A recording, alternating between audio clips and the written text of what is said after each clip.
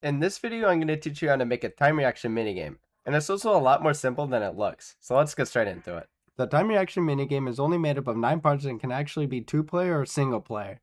To start off, we have the basic controls for player 1. Player 1's standing position will be right here next to these two buttons, the starting button and the timing button. When player 1 hits the start button, these two pistons will activate to lock player 1 in place, and then the lamp will be set to randomly turn on for a certain period of time. When the lamp turns on, player 1 should hit the timing button before the lamp turns off. If too early or too late, the piston underneath will deactivate, dropping player 1. But if timed correctly, player 1 will be safe and the dropper above will activate, which could drop any item as a reward. Both of these outcomes will deactivate to 2 pistons so that the game is ready to play again. In order to make all of that possible, we have to start out with the starting wire. The starting wire's job is to receive a signal from the start button and then work with the 2 following wires, which is the piston door lock, and the lamp's input, which this is the part that you can change to turn the game into 2-player or 1-player. The first thing that the starting wire works with is the piston door lock. The piston door lock's job is to close the entrance that player 1 came from so they are forced to play. It receives its signal through the starting wire right here before this fully delayed repeater, which is for a reason, but I'll get to that in a minute. In order to keep the pistons activated, this redstone clock will need to serve as a lock. Since the input comes in for a long duration, the redstone will make a full lap in the clock before the input turns off. This will make it charge itself so it remains on just like a lock. But to turn it off, this comparator on subtraction mode will need to receive an equal or stronger signal strength coming from the side from an upcoming part. The second thing that the starting wire works with is the lamp's input. The redstone clock can be whatever size you want, but should always have a short pulse circling around the clock. Now the idea behind this is that when the start button is pressed, this lock right here in the starting wire will activate, which unlocks this comparator on subtraction mode that was previously preventing the lamp's input from going through. This means that when the gateway is unlocked, the short pulse in the clock will be able to travel through. And since the pulse can be at a random spot in the clock when the start button is pressed, the timing is completely random. To prevent the lamp from instantly turning on due to bad luck, you can add delay right here to give yourself a little bit of time to prepare. Now, one thing I should quickly mention is that the lamp's input does not control how long the lamp will be on for, because that's what the time duration wire does. Hey there, so it's future me and I made an error here. So when I got to the setting wire, I completely forgot to add this part for some reason. And then for some reason I just completely forget to put it here too, so no clue where my brain went there, guys. But anyways, back to the video. Now what this wire does is allow you to have a setting for your time reaction. What I mean by that is if you flick this lever on, you can set the lamp to be on a shorter period of time. And if you flick it off, you can set the lamp to be on a longer period of time. This all depends on how you tune the duration wire though. But I'll explain how that works after I finish the other lamp input method. The other method that you can use for the lamp's input is actually using another set of controls for player 2. Player 2 has 3 things in front of them: ready, fast, and send. This lamp under ready will only turn on after player 1 hits the start button, which is player 2's cue that player 1 is, well, ready.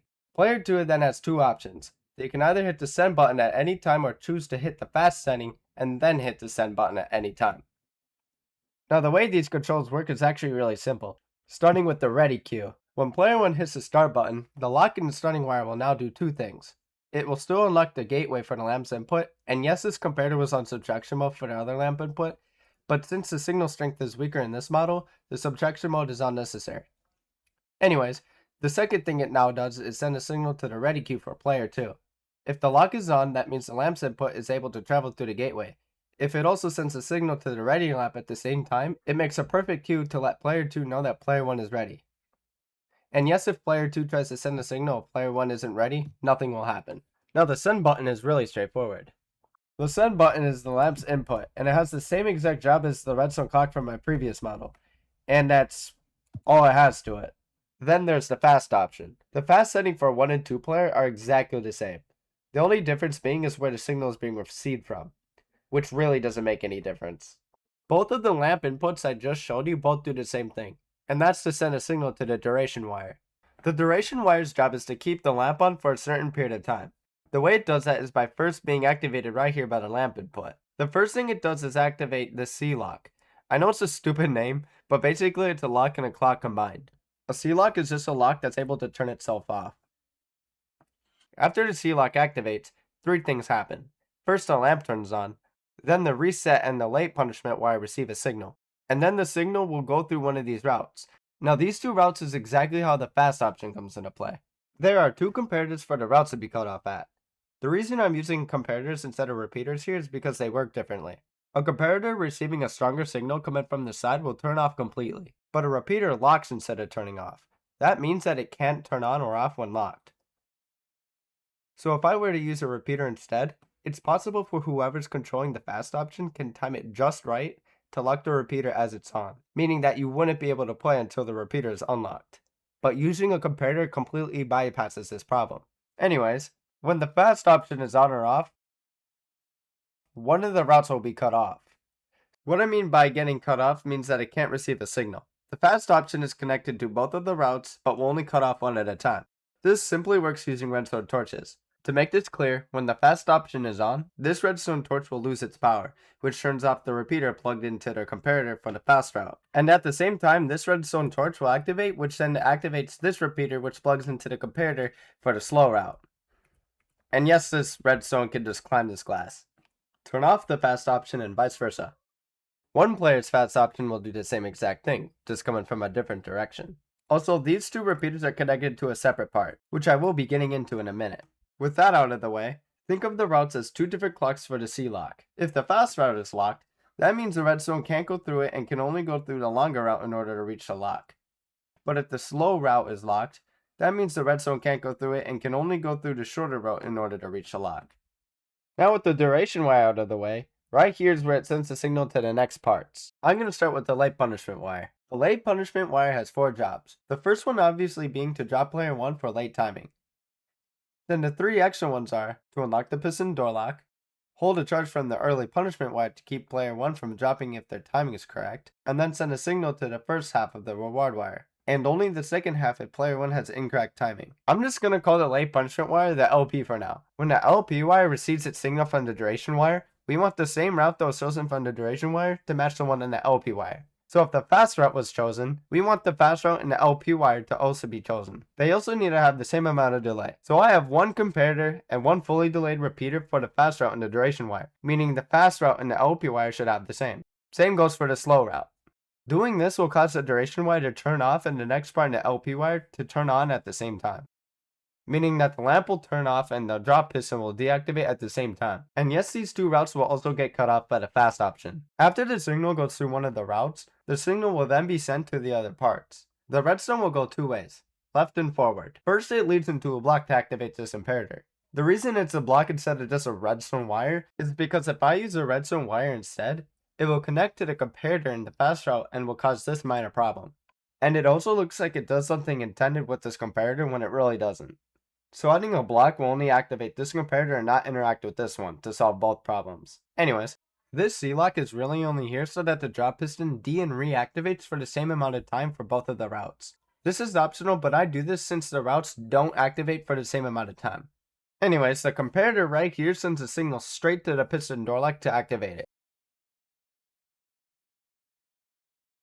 Then the comparator will send a signal down here which goes to this comparator and will also go to the first half of the reward wire, which I'll get to the reward wire part soon. This comparator receives one of the signals coming from the side from the early punishment wire to actually keep player 1 from falling.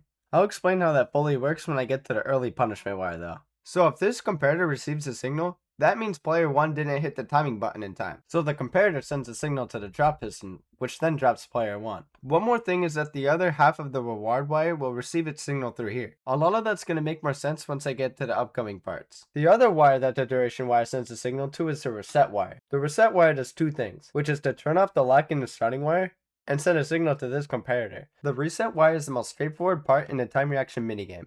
When the reset wire receives its signal from the duration wire, the redstone will just follow this wire to turn off the lock in their starting wire. And then it will also come down here to work with the early punishment wire. And that's all it really has to it. Next up we have the early punishment wire, which brings the timing button into play. This wire does 2 things, with the first thing obviously being to drop player 1 if the timing button is hit too early, and the second thing to actually keep the player from falling with the correct timing. The way this works is pretty simple. So right here is actually a C-lock. And the reason why I have it here is because we don't want the duration of the button to control how long the piston will deactivate for. The reason for that is because of how long the reset wire provides the window for player 1 to hit the timing button. When player 1 hits the timing button, the signal will go straight to this comparator to deactivate the drop piston. But if the lamp is on, the reset wire is actively deactivating this comparator at the same time, which will prevent the signal from going through and deactivating the drop piston. So if the timing button is hit as the lamp is off, there is nothing preventing the signal from deactivating the drop piston.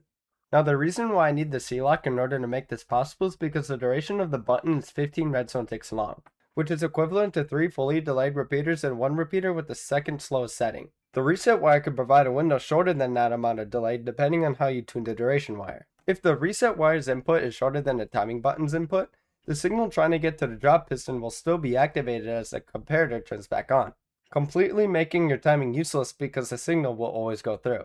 But by adding the C-lock that only allows a signal that's 4 redstone ticks long to go through this comparator, the problem is completely solved.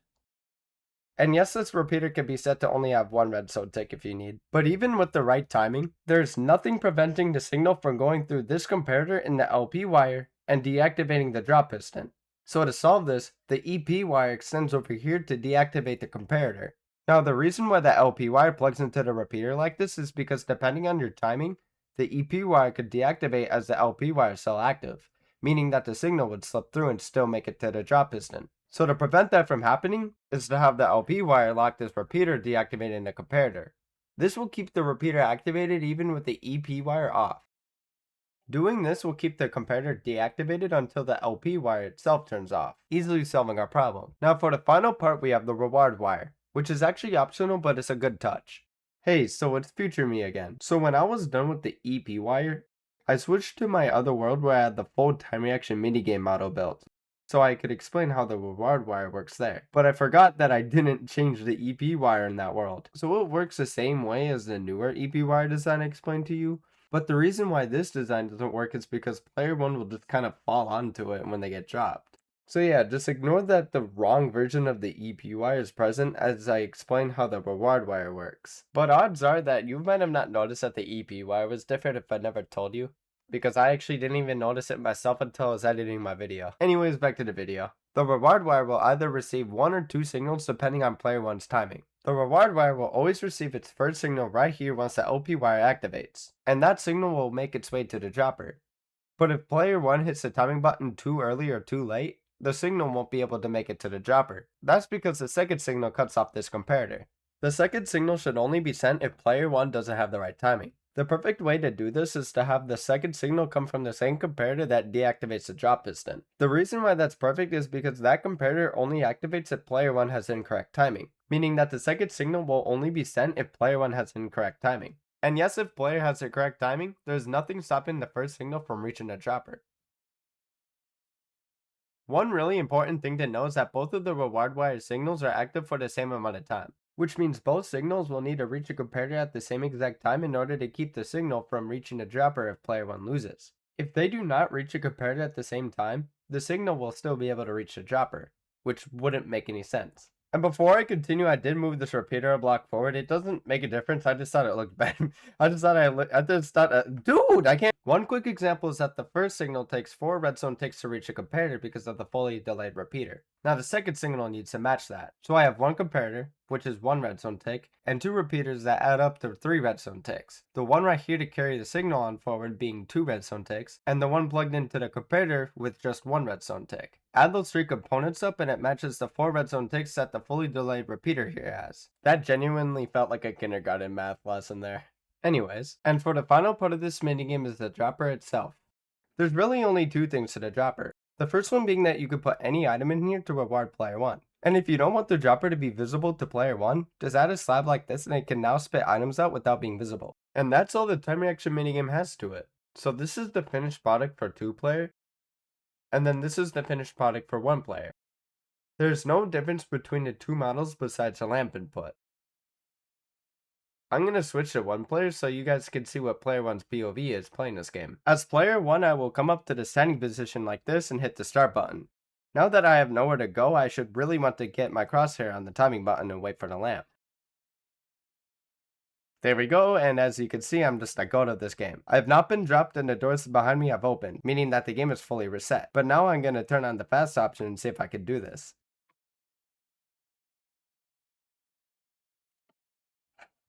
I'm just the master of this game. But now I'm not going to hit the timing button this time and I should be dropped. Yep, there we go, I have been dropped. But now I will hit the timing button too early. I am just dropped and not rewarded. And yeah, one last thing that you should quickly know is that if you are too early, the LP wire will still receive a signal and reset the minigame. Unfortunately, I am unable to showcase the 2-player mode since I don't have a friend to do that for me. But don't worry though, because it does work exactly as intended if you wanted to use this model for you and your friend. So yeah, that's my invention and I really hope you enjoyed this video. But before you go, I just wanted to ask if you could go down to the comments and give me like any kind of feedback on how I could improve on my videos. Because I am still kind of new to editing. So yeah, please be brutally honest for any kind of feedback you give me because I really want to grow and improve. But huge thanks to you for making it this far into my video. So you've earned yourself a good night for tonight.